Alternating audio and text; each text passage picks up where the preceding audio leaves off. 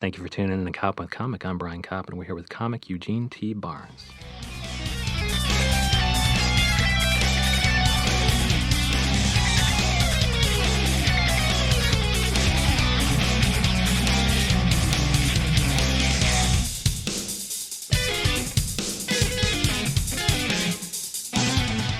Eugene T. Barnes, how the hell are you? Hey, Brian, I am good, man. Dude, I'm never going to forget your name because you were Eugene T. Barnes.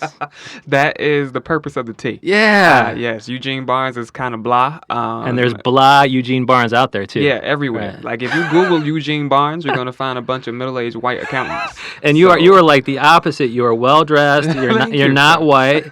But also, you have some interesting things coming up. Like, you do an act with your entire family, the wife and the kids. I do. 2 little girls, Okay. 8 and 5. Shouts out Zoe and Zora. What's up? Yeah. So we run a show. Started as an open mic. We call it Late Night with the Barneses.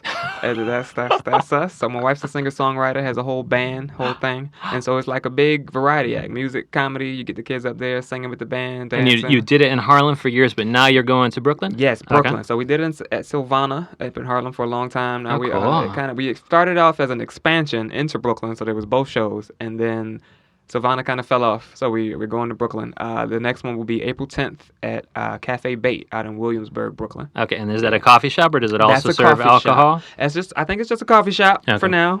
Yeah, we'll see. Let's keep it that way. There's kids on stage here. Well, listen, hey, they're my kids. They know what's going on. Like, they come out with us to these places, Yeah. so they know what's going on. Because no, the Sylvana is a full-on bar. Like, it's a bar down there, food and things like that. So it was an early show, so they allowed it. But yeah, my kids are used to everything. I take them out and to see comedy shows, and they're with me at shows, and the comics always like freak out. I can't do what I was gonna do.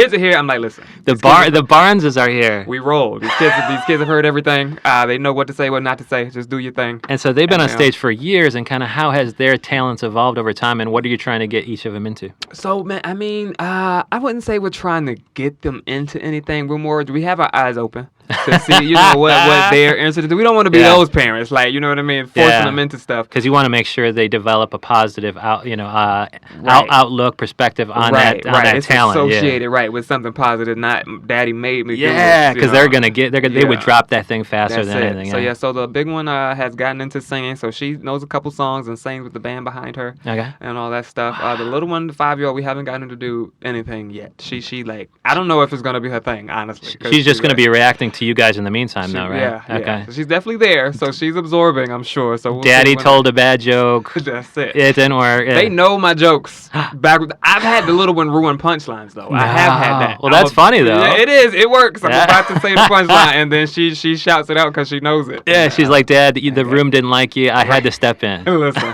she saved it, I guess. But a lot of your act is, it sounds like, I looked on your Twitter bio where I follow you, and where can people find you on social? Is it Eugene T. Barnes across all social platforms? Across the board. Eugene T. Barnes, everything. Facebook, Twitter, YouTube, Instagram. Good. Yep. And then can they expect clips of your kids on the Instagram? There's some on the Instagram, yes. We used to do, like, when Vine was popping, we used to do Vine and videos, and then we transferred to Instagram for a little bit. We haven't done them in a while, but, so and the then, kids are on there. Yeah, I had John Field on here, and he is really a promoter of Bite. He says that's like Vine 2, and I think it's 6.5 seconds. Okay. And he says, he's admonishing comics. He's like, if you would have done this on Bite, you would have been number 1 on the comedy page. Like, that's how kind of early adopters are doing well. And so the Barnes' kids, maybe you'll come into Bite since they've done well on Vine. I'm noting that, Yeah. Brian. I did not know about Bite. Yeah, I'm going to spread all this information that I hear, but hey, I haven't checked it out myself because I'm not a smartphone guy, so people could be feeding me lies. So check it out for yourself. But I trust this guy. And so one thing I like, though, is if they go to your Instagram, they can not only see your kids, but it's actually entertainer children. It's going to be, they don't have to pay lip service to the fact that your kids are cute.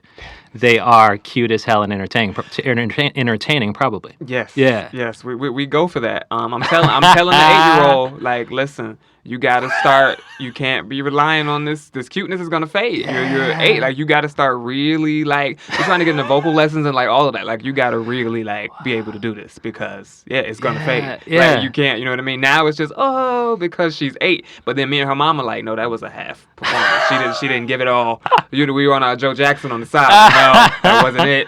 But yeah, so yeah, looks will fade, but the talent will be evergreen. And so, but from your Twitter, I found out that you're a Christian, and is that actually Twitter. Yeah, well, you're a comedian, but one thing I liked is you said I'm PG-13, but sometimes people make me go rated R. Yeah. And so, how is that kind of manifesting itself in your act? So that pretty much like sums up my act, I think. I work clean on stage, but when people hear clean, I feel like they associate it with corny automatically. Yeah, and I really fight that. My goal on stage is to like have it be an afterthought. Like after I'm done, you've laughed, and then you're like, wait a minute. He didn't curse, so he didn't do anything. You know what I mean? Yeah. Not like I kind of reject the term clean comic, and especially like Christian comedian. Okay. I'm a comedian who happens to be a Christian. Yeah, absolutely. You know what I mean? Yeah, and I went through a struggle with that actually early on because I tried to fit into the whole like church niche, and performing in churches, but I found my stuff was a little too edgy for churches. Like, you know what I mean? And that's sad because you probably were doing it for a reason. You're like, if I can get into this church circuit, I have automatic built-in audiences every Sunday night or whatever. Exactly. And I found that it didn't work. And did Pastor Gary come up to you and say, hey, Eugene T. Barnes, that one thing was risque. What was risque about it? It was actually, let me see. It was I was actually performing at a shelter, the Bowery Mission, and they're like a Christian-based mission, and I was doing some stuff there, and it wasn't going well. And mind you, I'm not like, if you find me offensive, then you're really not like. You're not on board with like life, like, because I don't like offend, you know what I mean? Right. And so I'm doing stories, family stories, but what they had in mind was church jokes, like talk about church, you know what I mean? I don't really do that. I said talk about life, it's things that we all go through, Christian or not, me, the kids, the wife, whatever. And so it was going okay. And then I had this lady come up. She was in charge of the mission at the time. They were about to have a meal. She asked me to pray over the meal. Okay. And I prayed. I grew up in church, so I'm like, all right, I prayed, whatever. Yeah. And she was like, the prayer was anointed. Like, I knew you had more in you than those little jokes. I was so offended. She's little jokes. To me, like, that's the thing. You know what I mean? That's to her, it was a compliment. Right. It's like you're going to heaven, Eugene T. Barnes, and you're like, well, are people going to be laughing before I get there? That's what's concerning to you. To me, right. It's all about the laugh, Brian. That's it. That is it. Like, I'll be able to make the angels laugh. Like, that's it. But to her, she dismissed that part of it. Yeah. It was like, you have an anointing, you can pray.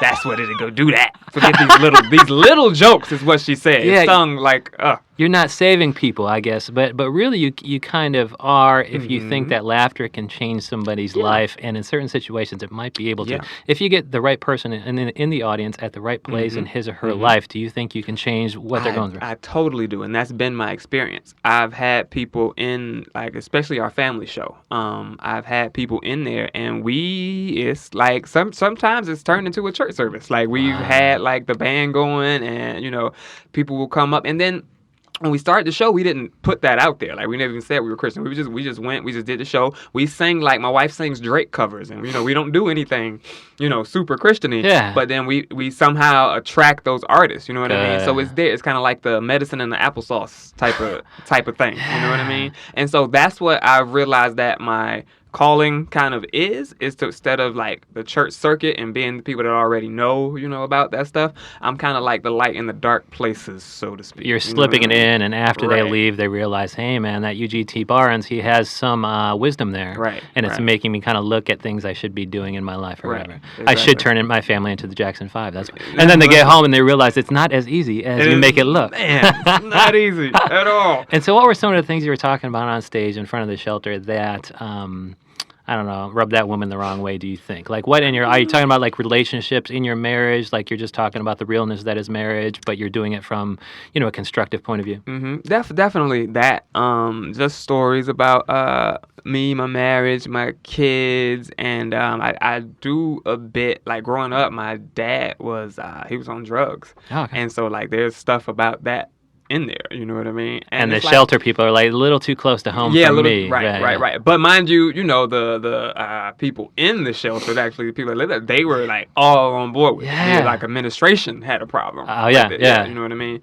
And so I think like that's what people in those situations need. Like, they don't want to be like kind of talked down to, or they need somebody that is like on their level, you know what I mean? Has experienced what they've experienced in some form of fashion. That's sad, because almost the person intervening on their behalf shouldn't have, because that's what they wanted to hear. Right. The people in the audience really wanted to relate to something and laugh at it. Yeah. Because I mean, not many people can make that kind of thing funny. I mean, I know Kevin Hart did some funny shit about his dad being on drugs, and that was cool. Yeah. And then, I mean, did you see his recent documentary how he actually brought his dad? And his dad's, he's like, "Can I have $7,000 for my breathing machine?" And it was so sweet, you know. Yeah. I was like, "Oh, they're mending their relationship." Right. And then, so what can you? I mean, as a dad yourself, you know, what's it like raising children when you've had, you know, drugs in the background of your family? Yeah. There's a bit about that that I do. So I say, like, because of the way I was raised, you know, my standards for what it takes to be a good husband and father are really low. Because my dad, you know, because of what I grew up, you know, my kids want all these fancy things like shoes and stuff like that. Like, you know, my dad stole my shoes. And sold them for $2. So, you know, my wife is always like, you know, why don't we go on any trips? You know, didn't you go on trips when you were small? Like, yeah, we went on trips. We went on trips to find our shoes that my dad had stolen. We're going to go on a scavenger hunt and find these shoes. You know? Oh, there's some in the alley. Those might be yours. Let's take those, right? So there's bits about that. But, like, honestly, though, my dad... It's funny you bring up Kevin Hart. I'm wondering if I'm going to be able to make it behind him because our stories are so similar. Like with the dad on crack and, you know, his mom trying to raise me. I haven't heard the shoes bit, though. I mean, you know, I got my angle on it. Yeah. You know, I did actually go through the things, but the stories are really similar, like with what we went through. But I also like the fact that, like, it's a novel take, especially if you can kind of heighten the attributes of your wife or, like, why aren't we going on any trips? Because I don't think he's talking about that. The scavenger hunt for the shoes is fucking hilarious. Thank you. So there's bits about it. But honestly, like, my dad taught me, and kind of like Kevin Hart says, like, exactly what I didn't want to be. Yeah. So I kind of took it and ran it like the exact opposite way. Like, I don't drink to this day. Oh, like, good. At all. Yeah, good. That can kind of, I mean, you can even be absent while you're present if you are on too much alcohol too often, right? Yep. And it can lead into habit forming or dependency. And I guess, I think I had a buddy who had a kid or something. He was like, how to be a good dad, stuff like that. It's like, well, I don't fucking know, but all I know is my dad is fucking amazing. And he really didn't, he just went to work, he came home, and he was awesome. And so to me, it was more like if you're a good person, then you just have to be around. Of course, if you're a bad fucking person, you should be absent. Yes, no. But you agree that it's kind of being there. If you're a good person, it's being there. Brian, that's everything. Is it? That's what I tell people when they ask, like, how do you do it? Just to be there. Like, you don't have to have, there's no formula. You don't have to have, you know, an idea of how to do this. There's no, like, figure it out with your family. Yeah. Like, if you don't know, figure it out with them. Because that was the bit, I seen my dad time and time again choose things over us, over our family. To see that choice be made at your expense is devastating. Right, you know, and so that to me was everything. Like, all right, no matter what, I got to choose my family. Like, I have to be there, and they have to see you make that choice. And even in the Kevin Hart thing, I think he's also being a good dad. But one thing that was kind of worrisome is that he was talking about, well, he was kind of obsessed with, and I think even Tiffany Haddish had kind of rubbed off on her, the whole obsession with generational wealth. Like, I want the Hart name to mean something. I want to set everybody up for everything. And it's like, well, I mean, as long as you're also being a good dad, but to the extent your focus is on making generational wealth, and he even gave shit to his trainer. It's like, if you retire right now, could you live on it for the rest of your life? And I totally empathize with the trainer. It's like, no, we work, but we know we're always going to work. Right. Whereas Kevin Hart seems to have this thing about, well, you should be able to retire with tons of millions of dollars at any time. It's like, no, I've never had money. I never will have money, but I will always work until the day I die. Yeah. I feel like, I definitely, watching the documentary, I feel like Kev knew the mistake that he made, especially with the trainer and all that. Right. In that was situation, something. That was crazy. Yeah, that was crazy.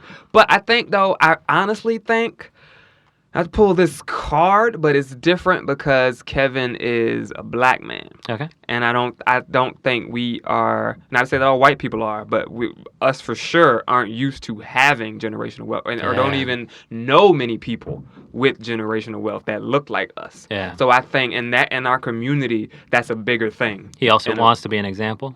Yeah. To him, his kids, and to other people coming up behind him. Right. Because, we haven't had many examples, I don't think. Compared to... He kind of has a dual role here. It's not only as a father, but as kind of an icon or whatever. And so how is Eugene T. Barnes going to take that family show, which is coming up in Brooklyn, April 10th, and it's called something the Barneses? Late Night with the Barneses. Late Night with the Barneses. How is he going to turn that from the Harlem location to the Cafe Bait to Kevin Hart icon? Man, I know that you got it planned out. It's somewhere. Man. It's in that beautiful suit coat of yours. Listen, it's definitely in there. That's kind of the goal. We just gotta right now. So what we're doing is using the open mic as just like a training ground, I guess. We're like rehearsing and trying to get it. And what we really want to do by the end of this year is to have the show polished, ready, at least an hour of comedy, music, whatever we do. The Barnes family. The Barnes family. But it's also an open mic, so other people can get up there?